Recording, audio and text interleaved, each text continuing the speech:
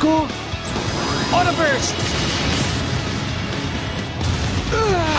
Mabilis na nakliwa si Fighter Yardal sa panganib! Talaga naman nakakabilis ang paggamit ng ihip mong aura bilang propulsion para sa kanyang fully customized aura-powered wheelchair! Napataas ang talon ko. Puntik na yon.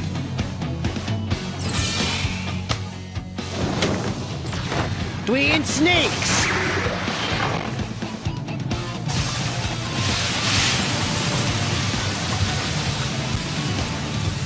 Song of Defense! Ginamit na niya ang kanyang Song of Defense! Gamit ang dalawang latikong pinapaikot niya ng napakabilis! Nade-depensahan niya ang sarili niya! Kasabay niya ng patuloy na ofensiba! Talagang kahanga-hanga!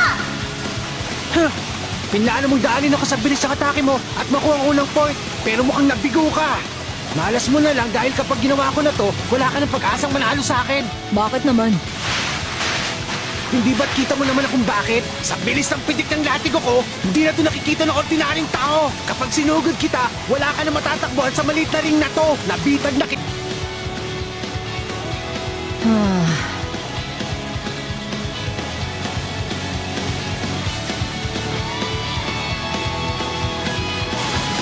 Tapos ka na!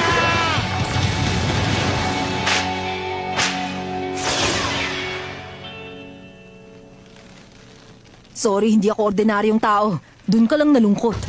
Hindi maaari! Pero eto pa!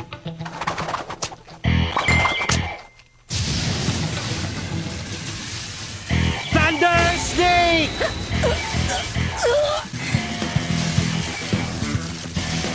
Nagulat ka, no, Killua? Ikaw palang unang nakalaban ko na nakakita ng paggalaw ng latigo ko. At bilang pagbati ko sa'yo, may premyo ka! 1,000,000 voltahe mula sa pinagsamang current ng 2 latigo ko! Kahit ang pinakamalalaking tao, kapag natuklaw ng mga latigo ko, napaparalisa!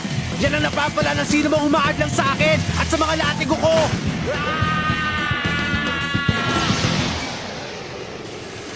Ito lang ba? Kasama to sa training ko sa amin kaya sanay na ako. Walang epekto ang kuryente sa akin. Pero, hindi naman porket natitiis ko, hindi na masakit. Alam mo ba kung gaano kasakit makuryente? Medyo. Nakakapikon kaya.